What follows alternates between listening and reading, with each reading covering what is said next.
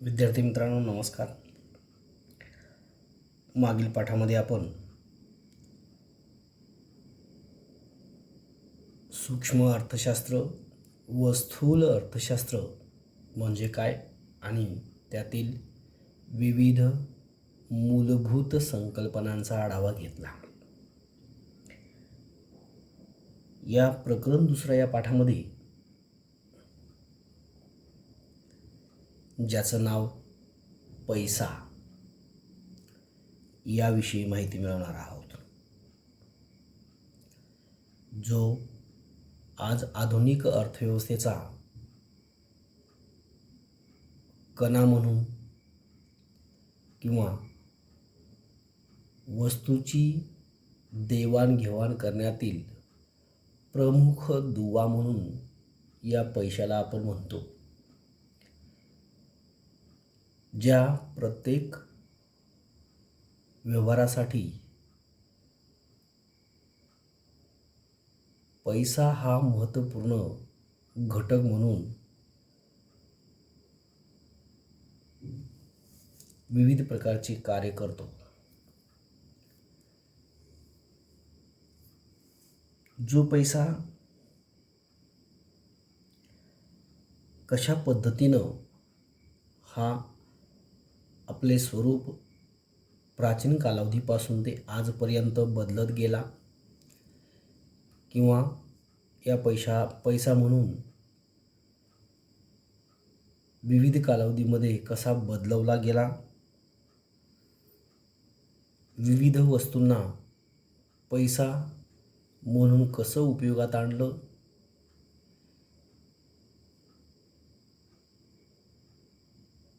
या पैशाची निर्मिती किंवा उत्क्रांती जी आहे ही कशी झाली, या पैशाच्या विविध प्रकार कसे पडत गेले, हा विविध स्वरूपात पैसा म्हणून कसा बदलत गेला आणि आजच्या आधुनिक अर्थव्यवस्थेमध्ये या पैशाची जी कामगिरी आहे, पैशाचे जे कार्य आहेत हे कोणकोणती आहेत, अशा या विविध बाबींचा अभ्यास आपण या पाठामध्ये करणार आहोत. प्रथम थोडक्यात सांगायचं झालं, मानव प्राणी हा बौद्धिक क्षमतेने प्रबळ आहे.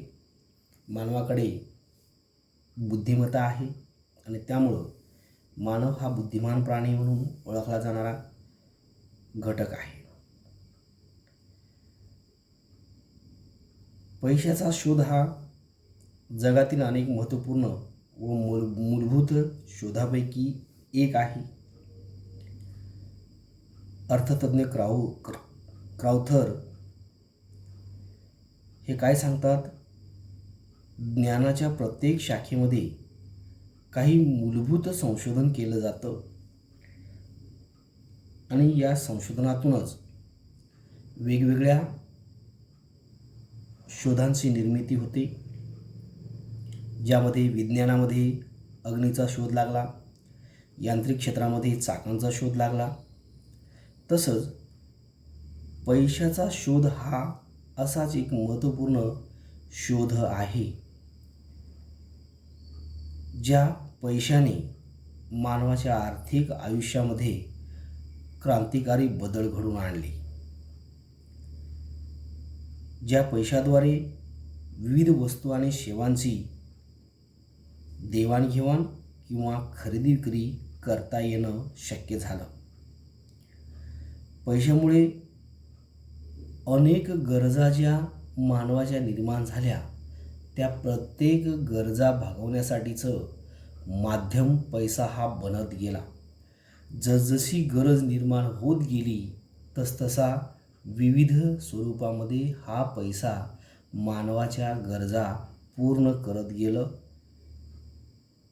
आणि अशा पद्धतीनं या आधुनिक अर्थव्यवस्थेच्या पैशावर आधुनिक अर्थव्यवस्था ही आता सध्याच्या कालावधीमध्ये पाहिली तर पैशावरच अवलंबून आहे.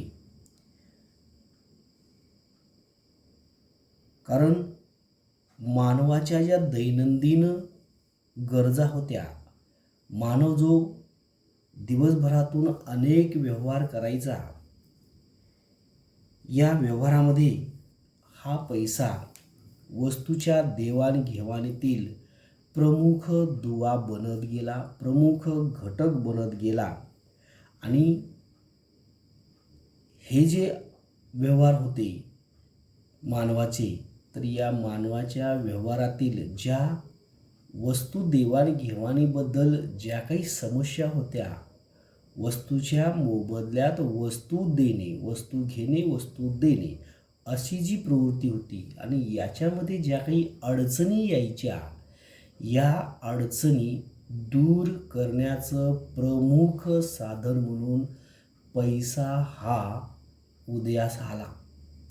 पैशामुळे मानवाच्या गरजा भागवण्यासाठी ज्या काही विविध वस्तू होत्या, या वस्तूची जी देवाणघेवाण आहे, तर या वस्तूच्या देवाणघेवाणीमधील अनेक प्रकारच्या समस्या दूर करण्याचं कार्य या पैशानं केलं.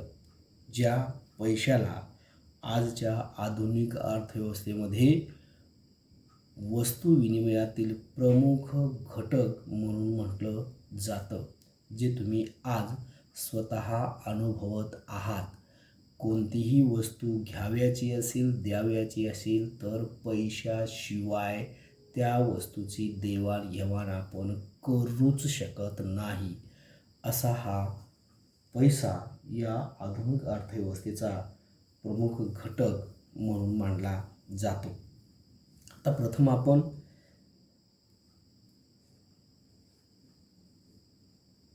पैसा या वस्तूची किंवा पैशाची उत्क्रांती किंवा पैशाची व्याख्या विचारात घेण्यापूर्वी हा पैसा का उदयास आला, पैशाची उत्क्रांती का झाली, या पाठीमागची जर कारणं आपण विचारात घेतली तर अशी अनेक कारणं आहेत, ज्या कारणामुळे पैसा हाच किंवा पैसा हीच वस्तू मानवाच्या प्रत्येक व्यवहारातील गरज पूर्ण करणारी वस्तू म्हणून दिसू लागली आणि या पैशाची उत्क्रांती झाली. मग मानवाच्या कोणकोणत्या अशा अडचणी होत्या, ज्या अडचणी या पैशामुळे दूर होणाऱ्या होत्या, मानवाच्या दैनंदिन व्यवहारातील ज्या विविध समस्या होत्या त्या कोणत्या होत्या, ज्यामुळे पैसा म्हणून हा वेगवेगळे रूप धारण करत कसा बदलत गेला आणि वस्तूची देवाणघेवाण करण्यामधील अडचण कशी सुटत गेली. जसजशा गरजा बदलत गेल्या तसतसा पैसाही आपलं स्वरूप, आपलं रूप जे आहे तो बदलत गेला आणि आजच्या कालावधीमध्ये केवळ पैसा हा आर्थिक व्यवहाराचं प्रमुख माध्यम म्हणून बनून गेलेला आहे. तर वस्तू विनिमय म्हणजे काय, तर वस्तूच्या बदल्यात वस्तू देणे व घेणे म्हणजेच वस्तू विनिमय होय. वस्तूच्या मोबदल्यात वस्तूच देणे, वस्तू घेणे म्हणजेच वस्तू विनिमय. पहा, आपण घरामध्ये एखादी कोणती तरी वस्तू अचानक संपली तर त्यावेळेला त्या वस्तूची गरज भागवायचं प्रमुख मार्ग विचारात घेतो आणि आपण शेजार धर्म पाळतो. शेजाऱ्याकडे त्यावेळेला चहा पावडर नाही आहे, साखर नाही आहे, मग आपण कप म्हणा, वाटी म्हणा, अशी आपण शेजाऱ्याकडनं मोजून आणतो आणि तीच वस्तू पुन्हा मोजून परत देतो. म्हणजे वस्तूच आपण आणली आणि त्याला परत काय केली, वस्तूच दिली. ज्या शेजारी आणि आपण आपल्यामध्ये व्यवहार वस्तू देणे आणि घेणे असा झाला. त्या वस्तूच्या मोबदल्यात वस्तूचाच वापर आपण केला, ज्याला आपण वस्तू विनिमय पद्धत असे या ठिकाणी म्हणतो. तर ही वस्तू विनिमय पद्धत पूर्वीच्या कालावधीमध्ये, प्राचीन कालावधीमध्ये मोठ्या प्रमाणात उपयोगात यायची, अस्तित्वात होती. कारण त्यावेळी आता सध्याला ज्या विविध वस्तू आणि सेवांचा आपण उपभोग घेण्यासाठी वस्तूंची खरेदी विक्री करतो, तिथे पैशाचा वापर करतो, तसा प्राचीन कालावधीमध्ये हा पैसा एवढा मजबूत नव्हता. अशा विविध पैशाच्या ऐवजी लोक त्या कालावधीमध्ये आपले व्यवहार पूर्ण करण्यासाठी, आपल्या गरजा भागवण्यासाठी पैसा म्हणून वस्तू आणि वस्तूचीच देवाणघेवाण करायचे. त्यामुळं ही वस्तू विनिमय पद्धत मोठ्या प्रमाणात अस्तित्वात होती. मग ही वस्तू विनिमय पद्धत जेव्हा अस्तित्वात होती, त्यावेळी कोणकोणत्या अडचणी लोकांना यायच्या, जे आपले व्यवहार पूर्ण करायचे आहेत यासाठी. तर यामध्ये वस्तू विनिमयातील अडचणी जर विचारात घेतल्या तर पहिली अडचण आहे गरजांच्या दुहेरी संयोगाचा अभाव. वस्तू विनिमय व्यवस्थेशी जी प्रमुख मर्यादा म्हणजे गरजांच्या दुहेरी संयोगाचा अभाव. म्हणजे दोन व्यक्तीमध्ये एखाद्या वस्तूचा जर व्यवहार पूर्ण करावयाचा असेल तर अशा वेळेला एका व्यक्तीकडे एक वस्तू आहे आणि दुसऱ्या व्यक्तीकडे दुसरी वस्तू आहे. मात्र पहिल्या व्यक्तीकडे जी वस्तू आहे ती वस्तू तो दुसऱ्या व्यक्तीला देऊ शकतो, पण तीच वस्तू पहिल्या व्यक्तीला देण्यासाठी दुसऱ्या व्यक्तीकडे ती वस्तू नाही. मग वस्तूची देवाणघेवाण करण्याचा व्यवहार इथे पूर्ण व्हायचाच नाही. आता उदाहरणार्थ घ्या, अ व्यक्तीकडे कापड आहे, त्या बदल्यात त्याला तांदूळ हवा आहे. बघा, अ व्यक्तीकडे कापड आहे आणि तो कापड देऊन त्याला तांदूळ हवा आहे. परंतु ब व्यक्तीकडे तांदूळ आहे, पण त्याला अ व्यक्तीकडील कापड नको आहे. मग आता करायचा कसा? अ व्यक्तीला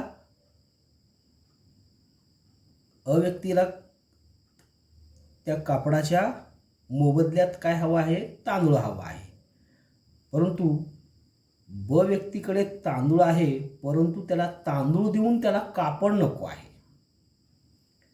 मग अशा वेळेला ही जी वस्तू विनिमयामधील दोन व्यक्तीचा जो संपर्क येऊन एकमेकांना वस्तू देऊन वस्तू घेण्यामध्ये, एकाला वस्तू द्यायची आहे त्या मोबदल्यात ती वस्तू दुसरी घ्यायची आहे, पण एकाकडे जी वस्तू आहे ती द्यायची आहे पण त्या पहिल्या व्यक्तीकडील वस्तू नको आहे. मग ही अडचण दूर करण्याची जी गरज आहे ती पैशामुळे दूर होऊ शकली. दोन व्यक्तीमधील जो व्यवहार आहे हा व्यवहार वस्तू विनिमयामध्ये जो आहे तो पूर्ण करण्यासाठी पैसा ही वस्तू गरजेची वाटू लागली आणि त्यामुळं पैसा ही वस्तू हे असे प्रश्न दूर करण्यासाठी, समस्या दूर करण्यासाठी महत्त्वपूर्ण वाटू लागली आणि त्यामुळंच ही वस्तू विनिमयाची अडचण दूर करण्यासाठी पैशाचा उगम झाला असं म्हणता येईल. त्यानंतर दुसरी अडचण कोणती होती वस्तू विनिमयातील? तर मूल्याच्या सामायिक मापदंडाचा अभाव. वस्तू विनिमय पद्धतीमध्ये कोणत्याही वस्तूचं मूल्य मोजण्यासाठी प्रमुख मापदंड नव्हता. एखादी वस्तू आहे आणि ही वस्तू किती मौल्यवान आहे, याचं मूल्य किती आहे, याची किंमत किती आहे हे ठरवता यायचं नाही. आणि त्यामुळं वस्तू देवाणघेवाण करत असताना जर एखाद्या व्यक्तीकडे एखादी वस्तू आहे तर त्याचं समजा ती परत देता आली नाही तर त्याच्या मोबदल्यामध्ये दुसरी वस्तू देऊ. परंतु घेतलेल्या वस्तूचं आणि दिल्या जाणाऱ्या वस्तूचं जो ताळमेळ आहे, जो मूल्य आहे, हे निश्चित करता यायचं नाही. आणि ही अडचण निर्माण होऊ लागली. म्हणजे एखाद्या वस्तूचं निश्चितपणे मूल्य किती आहे हे ठरवता येणं शक्य होत नव्हतं. आणि त्यामुळं ही अडचण दूर करण्यासाठी पैसा ही वस्तू या ठिकाणी महत्त्वपूर्ण ठरवू लागली. आता उदाहरणार्थ इथे जर सांगायचं झालं तर 2 लिटर दुधाची तुलना 2 किलो तांदळाबरोबर करता येत नाही. म्हणजे 2 लिटर तांदूळ आहे, 2 लिटर दूध आहे, तर या दुधाचं मूल्य जर तांदळाबरोबर आपण जर मोजलं तर या ठिकाणी दोघांची तुलना केली असता कोणाचं तरी मूल्य जास्त आहे तर कोणाचं कमी आहे. मग 2 व्यक्तीमध्ये दूध देऊन तांदूळ घ्यायचं म्हटलं तर दूधवाल्याला वाटेल माझं दूध मौल्यवान आहे, तांदूळवाल्याला वाटेल माझं तांदूळ मौल्यवान आहे. मग दोघांमध्ये जो हा वस्तू देऊन वस्तू घेण्याचा जो व्यवहार आहे हा पूर्ण होणारच नाही आहे. आणि अशा पद्धतीनं योग्य त्या वस्तूचं योग्य तो मूल्य मापन करण्यासाठीची जी अडचण होती ही अडचण निर्माण होऊ लागली आणि यातूनच या पैशाचा उगम झाला, पैशाची उत्क्रांती झाली असं या ठिकाणी म्हणता येईल. त्यानंतर तिसरी अडचण आहे वस्तूंचा साठा करण्यातील अडचण. आता आपण सध्याच्या कालावधीमध्ये विविध वस्तू आणि सेवांचा संपत्ती म्हणून साठा करत असताना केवळ पैशाच्या स्वरूपामध्ये आपण संपत्तीचा साठा करू शकतो. प्राचीन कालावधीमध्ये भविष्यामध्ये आपल्या अडचणी सोडवता याव्या यासाठी कोणत्या ना कोणत्या वस्तू आणि सेवांचा साठा केला जायचा. परंतु हा साठा दीर्घ कालावधीपर्यंत टिकून राहायचा नाही. आता कोणतीही वस्तू जेव्हा भविष्यात आपली अडचण सोडवेल आणि म्हणून आपण त्याला संपत्ती म्हणून जर साठवून ठेवलं तर त्या वस्तू दीर्घ कालावधीपर्यंत टिकून राहायच्या नाहीत. आणि त्यामुळं ही अडचण दूर करण्यासाठी त्याची जागा पैशाने घेतली आणि त्यातूनच हा पैसा पुढे संपत्ती साठवून ठेवण्याचं साधन बनत गेला. त्यानंतर चौथी अडचण आहे वस्तूच्या विभाज्यतेची अडचण. म्हणजेच प्राणी असेल, घर असेल इत्यादीचे छोट्या भागात विभाजन करणे गैरसोयीचे होते आणि त्यामुळं एका वस्तूचा दुसऱ्या वस्तूशी जेव्हा विनिमय केलं जायचं हे शक्य व्हायचं नाही आहे. ही अडचण मोठी निर्माण व्हायची आणि त्यामुळं 2 व्यक्तीमध्ये केला जाणारा हा व्यवहार जो आहे हा व्यवहार पूर्ण व्हायचा नाही, त्याचं विभाजन व्हायचं नाही. आज आपण एखादी वस्तू कोणाकडून तरी घेतो, जेवढी हवी आहे तेवढी आपण घेतो. म्हणजेच अर्धा किलो, पाव किलो, 1 किलो, 2 किलो, 10 किलो असं पैसा देऊन आपण ती वस्तू घेऊ शकतो. परंतु पूर्वी कसं वस्तूच घ्यावी लागायची आणि वस्तूच्या मोबदल्यात वस्तू द्यावी लागायची. आणि त्यामुळं एखाद्या व्यक्तीकडे एखादी वस्तू आहे आणि दुसऱ्या व्यक्तीकडे पण दुसरी व्यक्ती आहे, परंतु अ व्यक्तीकडील वस्तू ब व्यक्तीला हवी आहे आणि ब व्यक्तीकडील वस्तू अ व्यक्तीला हवी आहे. तर याच्यामध्ये वस्तूची देवाणघेवाण करत असताना एकमेकांना माझी वस्तू महाग आहे चांगली आहे, याची वस्तू महाग आहे चांगली आहे, पण व्यक्तीला वाटतंय तुझी वस्तू हवी आहे परंतु मला पूर्णच्या पूर्ण नको, मला अर्धीच हवी आहे. मग तो आता अर्धी देताना कशा पद्धतीनं देईल, ही अडचण या ठिकाणी निर्माण होऊ लागली. आता एक उदाहरण सांगतो मी तुम्हाला, त्यावरून तुम्हाला ही विभाजितेची अडचण विचारात येईल. या व्यक्तीकडे गव्हाचे पोते आहे. त्याला ती वस्तू देऊन म्हणजे गहू देऊन त्याला काय हवं आहे, शेळी हवी आहे.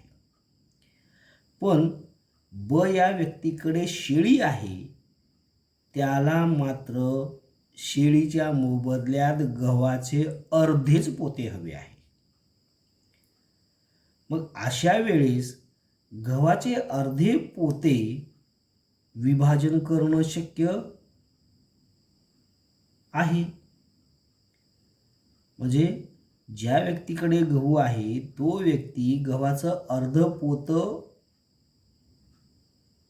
द्यायला तयार आहे, परंतु त्याच्या मोबदल्यात ज्या व्यक्तीकडे शेळी आहे त्या शेळीला तर तो अर्ध करू शकत नाही, कारण शेळी ही जिवंत प्राणी आहे, सजीव प्राणी आहे. आणि अशाचा निम्म तुकडीकरण करून अर्ध्या गव्हाच्या मोबदल्यात अर्धी शेळी देऊन हा व्यवहार पूर्ण करता येणं शक्य होत नाही. आणि त्यामुळं एखाद्या वस्तूच्या मोबदल्यामध्ये वस्तू घेत असताना त्याचं विभाजन करून हा व्यवहार पूर्ण करता यायचं नाही. आणि त्यामुळं ही विभाजितेची अडचण दूर करण्यासाठी या पैशाचा उगम झाला असं आपल्याला म्हणता येईल. त्याचबरोबर विलंबित देणी देण्यातील अडचण. जेव्हा आपण विविध प्रकारचे आर्थिक व्यवहार करतो आणि आपण कुणाचे तरी देणेकरी असतो, मग हे देणं 4 दिवसासाठी, 10 दिवसासाठी, 15 दिवसासाठी, महिना, 4 महिने किंवा वर्षासाठी आपण एकाचं कुणाचं तरी देणे असते. आणि अशा वेळेला ज्या व्यक्तीकडनं आपण पैसे घेतलेले आहोत तर ते पैसे आपण थोड्या कालावधीनंतर आपण परत पैशाच्या स्वरूपात वापस करतो. परंतु इथे पूर्वीच्या कालावधीमध्ये विलंबित देणी म्हणजे भविष्यातील देणी व कर्जाची परतफेड होय. परंतु वस्तू विनिमयामध्ये वस्तू घेऊन वस्तूच्याच रूपाने त्याचं दीर्घ कालावधीनंतर परतफेड करायची झाली तर जेवढ्या प्रमाणात जी वस्तू घेतली होती तेवढ्याच प्रमाणात तीच वस्तू परत करणे अवघड जायचं. कारण ती वस्तू जशी घेतली होती तशीच्या तशी परत करणे शक्य होत नाही ना. कारण ती वस्तू ज्या व्यक्तीकडून आपण घेतलेली असते ती वस्तू त्याला दीर्घ कालावधीनंतर परत करायची, ती वस्तू तशीच्या तशीच राहील असा भरोसा नाही. ती खराब पण होऊ शकते, ती नष्ट पण होऊ शकते. आणि ही अडचण मोठ्या प्रमाणात निर्माण व्हायची. आणि ही विलंबित म्हणजे दीर्घ कालावधीनंतर एखाद्या व्यक्तीकडून एखादी वस्तू घेतलेली आहे आणि ती परत जशीच्या तशी करायची आहे असं मात्र व्हायचं नाही. आणि ही अडचण दूर करण्यासाठी येथे पैशाची उत्क्रांती, पैशाचा उगम झाला असं या ठिकाणी म्हणता येईल. आणि या विविध अडचणी दूर करून वस्तू विनिमय पद्धत जी आहे ही पूर्णतः दूर करण्यासाठी किंवा या वस्तूच्या मोबदल्यात वस्तू देणे घेणे हे पूर्णपणे व्यवहार बंद होऊन वस्तूच्या मोबदल्यात वस्तू देण्याच्या ऐवजी वस्तूच्या मोबदल्यात पैशाचा वापर कसा होत गेला, पैसा म्हणून वेगवेगळ्या स्वरूपामध्ये कसा उदयास आला, अशा या पैशाच्या उत्क्रांतीबाबत आणि त्याचबरोबर या पैशाच्या विविध स्वरूपामध्ये बदलणाऱ्या रूपांचा, बदलणाऱ्या प्रकारांचा आपण आढावा आता पुढच्या व्हिडिओमध्ये घेऊ.